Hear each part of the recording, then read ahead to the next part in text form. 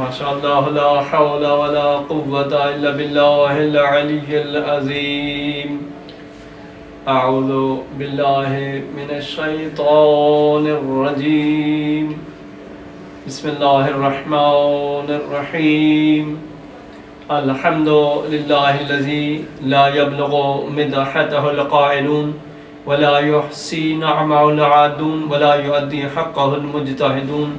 ثم الصلاة والسلام على النبي الأمي المكي المدني العربي القرشي ابتهامي السيد البهي والسراج المنزي الكوكب الدري الصاحب الوقار والسكينة المدفون بالأرض مدينة أبي القاسم محمد. اللهم صل على محمد وعلى محمد وعلى آله الطيبين الطاهرين المعصومين المظلومين المنتجبين المنتخبين وَلَعْنَةُ اللَّهِ عَلَىٰ أَعْدَائِهِمْ أَجْمَعِينَ. أَمَّا بَعْدُ. بسم اللہ الرحمن الرحیم. قال اللہ تبارک و تعالی فی الکلام المجید وهو أصدق الصادقین. بسم اللہ الرحمن الرحیم.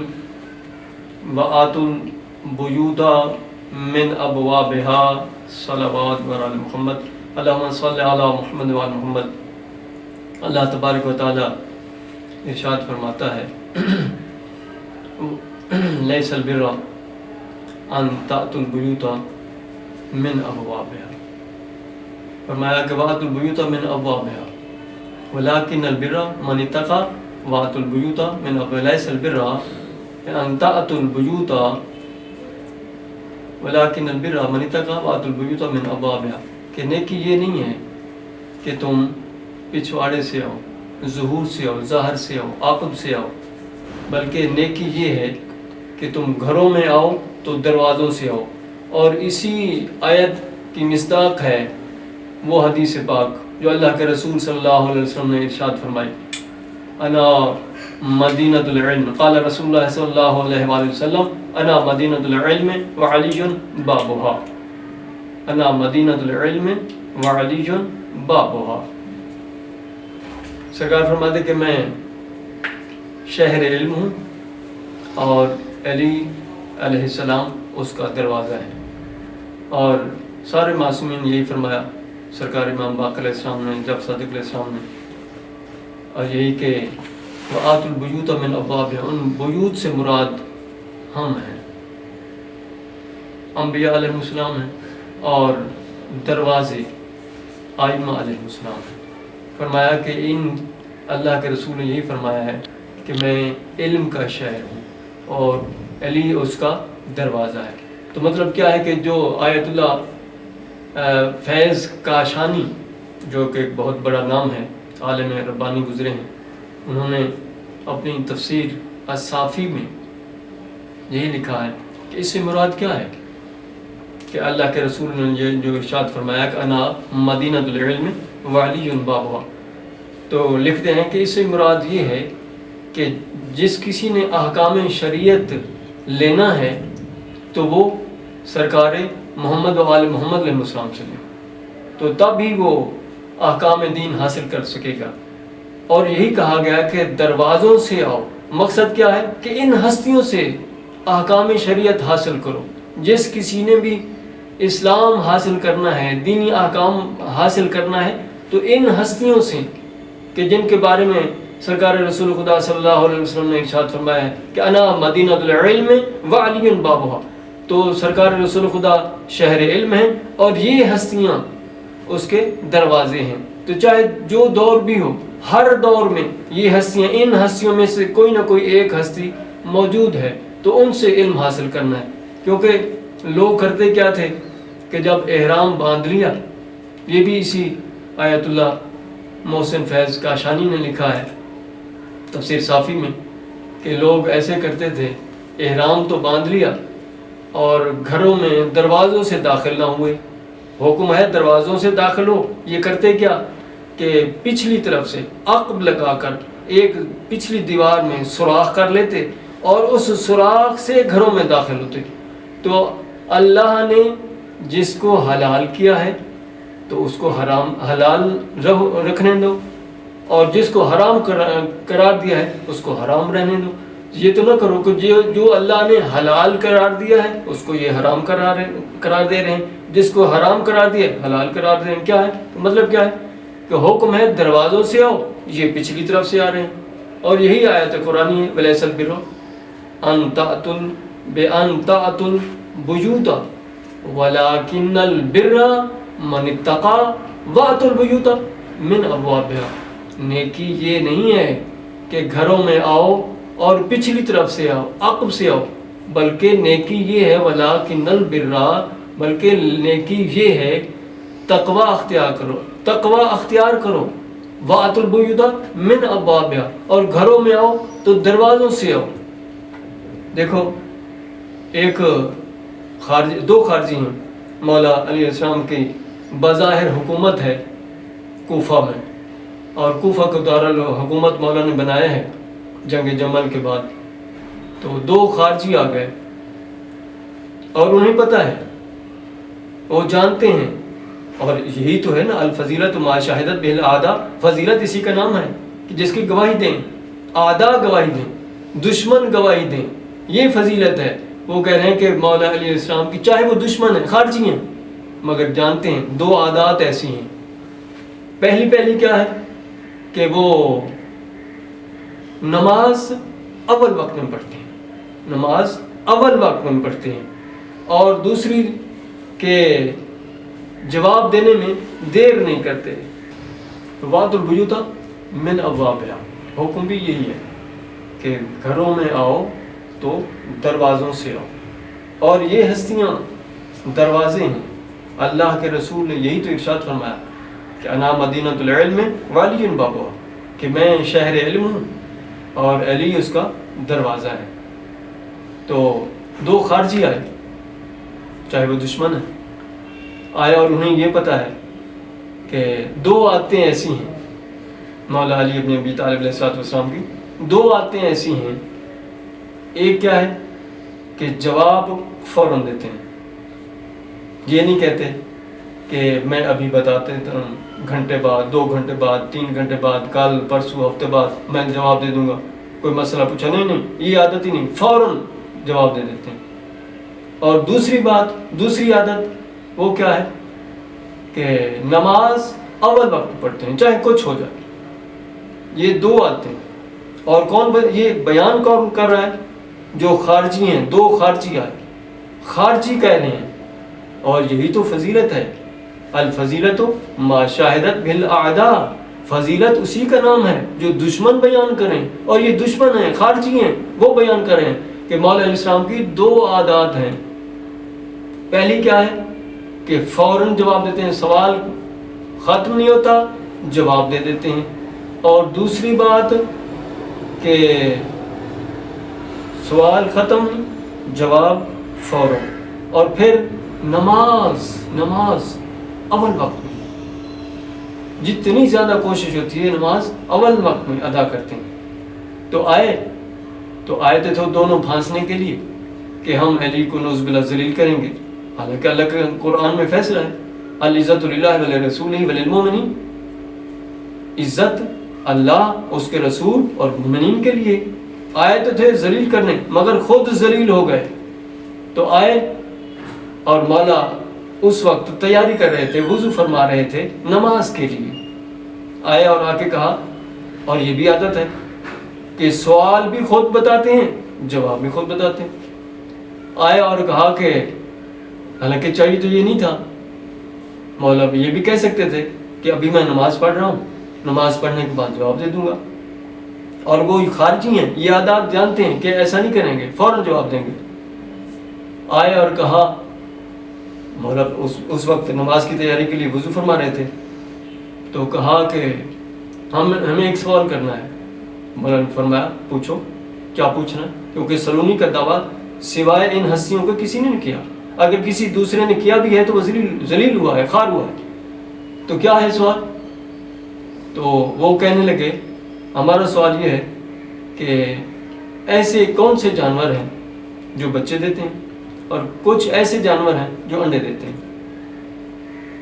کون سے جانور بچے دیتے ہیں اور کون سے جانور انڈے دیتے ہیں، یہ ہمارا مسئلہ حل فرمائیں. تو وہ تو سوچ کے آئے تھے 1 گھنٹہ کیا ساری نماز ہی رہ جائے گی، ایسا تو نہیں ہوگا، سوچنے کا ان کا انداز یہ تھا۔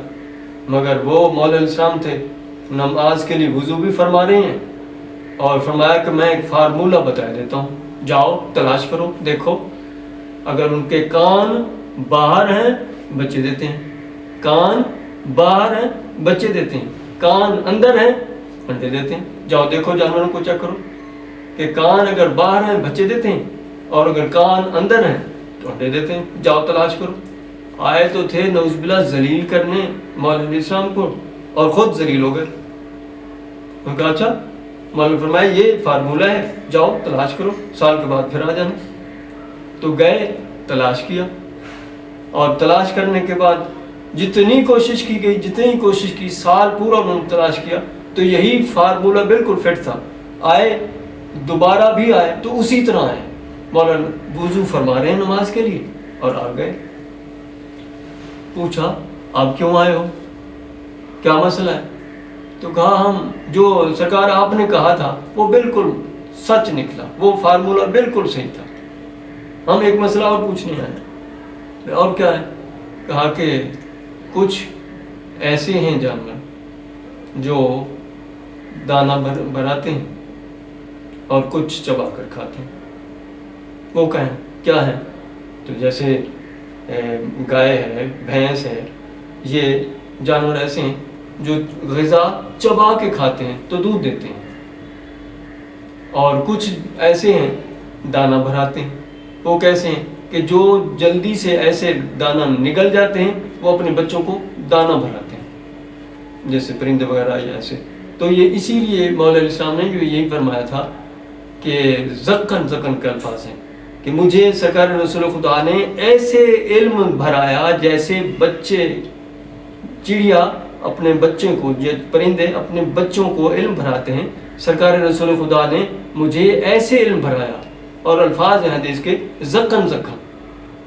اور یہ بھی فرمایا کہ ہر وقت، کوئی ایسا وقت نہیں ہوتا تھا، مولا علیہ السلام کا فرمان ہے کہ میں ہر وقت ایسے رہتا تھا جیسے اونٹنی کے ساتھ اس کا بچہ، یہ نہج البلاغہ میں ہے، اونٹنی کے پیچھے اس کا بچہ رہتا ہے، ہر وقت اللہ کے رسول کے پیچھے پیچھے رہتا، اور انہوں نے میرے لیے 1000 باب علم کے تعلیم فرمائے، اللہ کے رسول نے مجھے 1000 باب علم کے تعلیم فرمائے، اور میں نے خود ان 1000 میں سے 10,000 باب خود نکال لیے، اخذ کر لیے۔ تو دور ہے مامون الرشید کا، اور مولا امام محمد تقی علیہ السلام وہاں موجود ہیں، اور اس کی کوشش ہے مامون الرشید عباسی کی کہ میں اپنی بیٹی ام الفضل کی شادی امام تقی علیہ السلام سے کر دوں، اور سارے درباری اور سارے بنی عباس کے لوگ خلاف ہو گئے، کہا کہ نہیں ایسا نہیں ہو سکتا کہ تو نے ہمیں تباہ و برباد کر دیا ہے، پہلے اس چھوٹے سے بچے کے ذریعے، اور پھر اب تو کہتا ہے کہ میں اس کو داماد بھی بنانے والا ہوں، تو یہ تیرا فیصلہ غلط ہے، ایسا فیصلہ نہ کر، تو دیوانہ ہو گیا اس کا۔ کہا نہیں ایسا نہیں ہے، میں نے اس کو چیک کر لیا ہے، اور اگر آپ چیک کرنا چاہتے ہیں تو چیک کر لیں۔ انہوں نے کہا نہیں ایسی بات نہیں ہے، آپ غلط کر رہے ہیں، ایسا کریں یہ چھوٹا بچہ ہے، بظاہر اس کی عمر 7 سال ہے، تو اس کو کسی معلم کے پاس تو بھیجیں پڑھنے کے لیے، وہاں کچھ پڑھ تو لے اور پھر اس کو اپنا داماد بنا لینا۔ کہیں ایسا نہ ہو کہ آپ کی شہزادی کہے کہ مجھے شرمندگی ہو رہی ہے، یہ چھوٹا بچہ ہے، اس کے ساتھ میری شادی کر دی، تو یہ ایسے کیوں کر رہے ہیں آپ؟ تو مامون رشید نے کہا نہیں میں نے فیصلہ کر لیا ہے، اور میرا فیصلہ اٹل ہے، ہاں اگر آپ کو چیک کرنا ہے کیوں میں نے کیوں فیصلہ کیا ہے، یہ فرزند رسول ہے، دل بند فاطمہ ہے۔ تو سلونی کا دعویٰ سوائے مولا علیہ السلام اور ان معصومین علیہ السلام کے علاوہ کسی نے نہیں کیا، اگر کسی نے کیا بھی ہے تو وہ ذلیل و خوار ہوا ہے۔ ابھی یہ جو میں بات کرنے جا رہا ہوں اسی مامون الرشید عباسی کے دربار کی، یہاں جو ایک موجود ہے بہت بڑا چیف جسٹس ہے، قاضی القضات جس کو کہا جاتا تھا، یحییٰ بن اقسم قاضی القضات، چیف جسٹس اس دور کا، بہت بڑا اللہ۔ اور جب طے ہو گیا، مامون تو پہلے کہہ رہا تھا کہ میں نے یہ فیصلہ کر لیا ہے کہ اپنی شہزادی کا، اپنی بیٹی ام الفضل کا نکاح عقد کروں گا امام محمد تقی علیہ السلام کے ساتھ۔ تو بنی عباس والے اور درباری لوگ اور باقی لوگ نہیں مان رہے تھے، تو آخر کار بنو عباس کے لوگوں نے یہ کہا کہ آپ کو چاہیے کہ پہلے اس بچے کے لیے کوئی ٹیچر مقرر کریں، کوئی معلم مقرر کریں، تاکہ آپ کو پتہ چلے، کچھ لفظ پڑھ تو جائے نا کچھ، اور اس کے بعد پھر شادی کر لینا، نکاح کر لینا۔ تو مامون رشید نے کہا نہیں، میں نے اٹل فیصلہ کر لیا ہے، میں نے یہ عقد کرنا ہے اپنی بیٹی کا اس شہزادے کے ساتھ، امام محمد تقی علیہ السلام کے ساتھ۔ کیوں کر لیا ہے؟ اس لیے کہ میں نے اس کو چیک کر لیا ہے، یہ فرزند رسول ہے، دل بند فاطمہ ہے، علی ابن موسیٰ رضا علیہ السلام کا بیٹا ہے، گویا ابن رضا ہے، میں اس کو جانتا ہوں، مجھے اس کی معرفت ہے، تبھی میں ایسا کر رہا ہوں۔ انہوں نے کہا کہ اگر ایسا ہے تو پھر ایک وقت مقرر کیا جائے، وقت مقرر کیا جائے اور پورا دربار بھرا ہو اور علماء کی بڑی تعداد ہو، اور پھر اس بچے سے سوالات کیا جائے۔ تو مامون رشید نے کہا ٹھیک ہے، وقت طے کر لیتے ہیں۔ وقت مقرر ہو گیا تو بہت زیادہ رش، بہت زیادہ بھیڑ، پورا دربار کھچا کھچ بھرا ہوا ہے، اور 900 علماء کی کرسیاں ہیں، باقی بھی بڑے بڑے لوگ ہیں، وزیر مشیر سارے درباری لوگ، اور وہ جو سب سے بڑا، ان 900 علماء سے بھی بڑا ہے، قاضی القضات چیف جسٹس یحییٰ بن اقسم، قاضی القضات اس کو کہتے تھے، تو وہ بھی بیٹھا ہے۔ تو سیٹنگ کیا کی گئی کہ مامون الرشید عباسی کے ساتھ ایک تخت پر، بہت اونچا تھا جو ممبر لگایا گیا، اس پر امام محمد تقی علیہ السلام کو بٹھایا گیا، کیونکہ بظاہر یہ بچے تھے، 7 سال کی عمر تھی، اور باقی علماء باقی بیٹھے ہیں، کیونکہ ان کے لیے 900 کرسیاں بھی لگائی گئی ہیں خاص، اور کچھ خواص اور بھی ہیں۔ تو انہوں نے کہا کہ ہم چیک کرتے ہیں اس کو، اس بچے کو۔ تو امیر اجازت ہے، مامون رشید کو کہا، قاضی القضات چیف جسٹس نے کہا اجازت ہے۔ تو مامون رشید کہتے ہیں کہ اجازت آپ کو اس سے لینی چاہیے تھی جس سے آپ سوالات پوچھ رہے ہیں، اپنے مسائل پوچھ رہے ہیں، مجھ سے کیوں؟ اسی سے پوچھیں۔ تو قاضی القضات چیف جسٹس یحییٰ بن اقسم نے ادھر رخ کیا امام محمد تقی علیہ السلام کی طرف، اور پوچھتا ہے کہ کیا آپ اجازت دیتے ہیں؟ تو محمد تقی علیہ السلام نے فرمایا بالکل اجازت ہے، آپ کریں سوال۔ تو اس نے سوال کیا کیا، اس کا تو چہرہ ہی اتر گیا دیکھتے ہی، اور گھبرا کے سوال کیا، اور سوال بھی کیسا کیا، محمل سے کیا، کہ حالت شکار میں حالت احرام میں شکار کیا جائے، کہ حالت احرام میں شکار کیا جائے، اس کا کیا کفارہ ہے؟ تو امام محمد تقی علیہ السلام نے فرمایا کہ تو نے سوال ہی محمل کیا ہے، پہلے تو صحیح سوال کا تجزیہ کرتے ہیں، جائزہ لیتے ہیں، سوال کیسا ہے تو پھر جواب ہوتا ہے، تو اس کے تو 1000 رخ ہو سکتے ہیں، آپ نے سوال ہی صحیح نہیں کیا کہ شکار کس حالت میں ہے، شکاری وہ بچہ تھا، بڑا تھا، چھوٹا تھا، بڑا تھا، چرند تھا، پرند تھا، واشی تھا، کیسے تھا، اور شکار اس نے حلم میں کیا یا حرم میں کیا، یہ ساری باتیں جو بتائیں، اور کم از کم اس کی 22 شکیں بنتی ہیں، 22 صورتیں بنتی ہیں۔ جب اس نے سوالات سنے تو اس کے تو ہوا باختہ ہو گئے، تو امام نے پھر وہ سارے سوالات کے جوابات بھی دیے وہیں بیٹھے بیٹھے، اور اش کر اٹھا پورا دربار، اور خصوصاً مامون الرشید، اس نے کہا کہ آج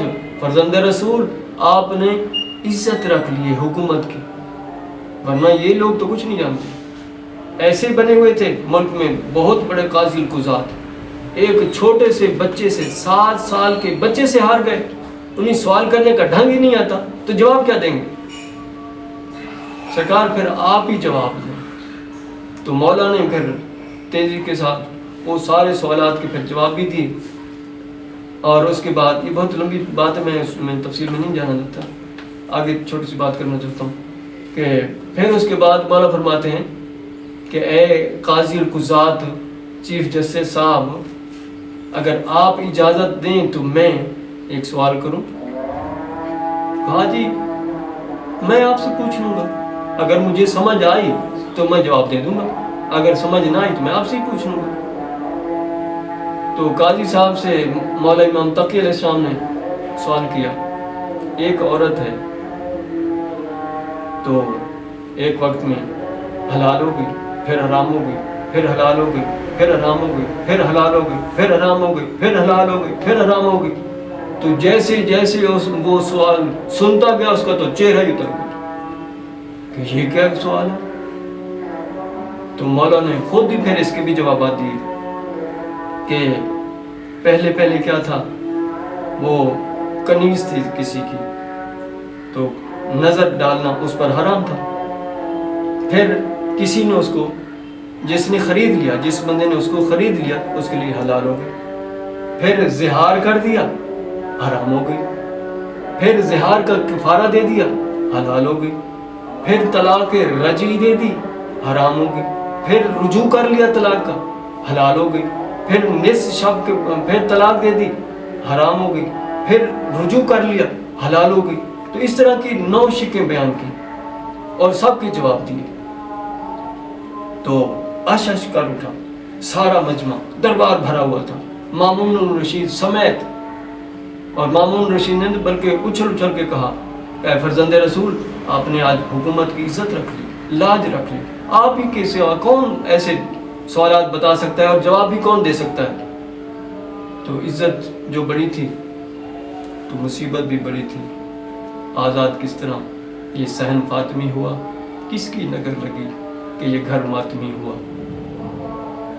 دربار جانا آج ذکر کرنا ہے مصائب کا۔ دربار تو دربار دونوں ماں بیٹی گئی ہیں، جناب سیدہ فاطمہ زہرا سلام اللہ علیہا وہ بھی دربار گئی ہیں، اور جناب سیدہ زینب سلام اللہ علیہا وہ بھی دربار گئی ہیں۔ دربار دونوں گئی ہیں، مگر فرق ہے، جب جناب سیدہ فاطمہ زہرا سلام اللہ علیہا دربار گئی ہیں تو اس دربار میں جس حال میں گئی ہیں پورا پردے کا انتظام تھا، اور آگے صحابی کا دربار تھا، اور ساتھ بنی ہاشم کی مستورات بھی تھی، اور جناب سیدہ زینب سلام اللہ علیہا جس دربار میں گئیں اور بازاروں میں گئیں تو وہ ماحول نہیں تھا۔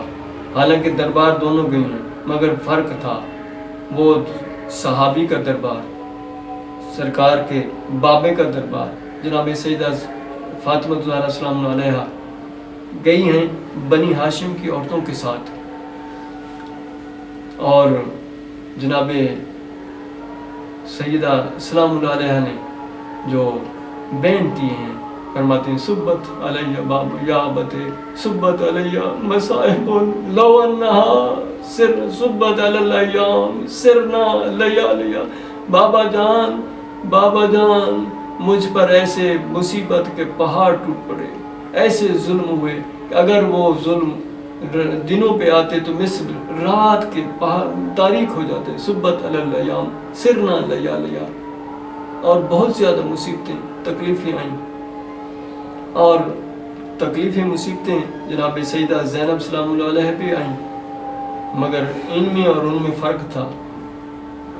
دربار پہلے ابن زیاد کے دربار میں جناب سیدہ زینب سلام اللہ علیہ تشریف لے گئی، سادات کا قافلہ، اور خطبہ دیا تو خطبہ ایسے دیا کہ صرف اتنا کہا ہے اسکت، بس یہ بات کرنی تھی کہ خاموش، اتنا ہی کہنا تھا۔ تو کتنی خاموشی چھائی، یہ لکھا ہے کتب مقاتل میں کہ اونٹوں کے جو گلے میں گھنٹیاں تھیں ان کی آوازیں بھی بند ہو گئی۔ الا لعنۃ اللہ علی القوم الظالمین وسيعلم الذين ظلموا أي منقلب ينقلبون۔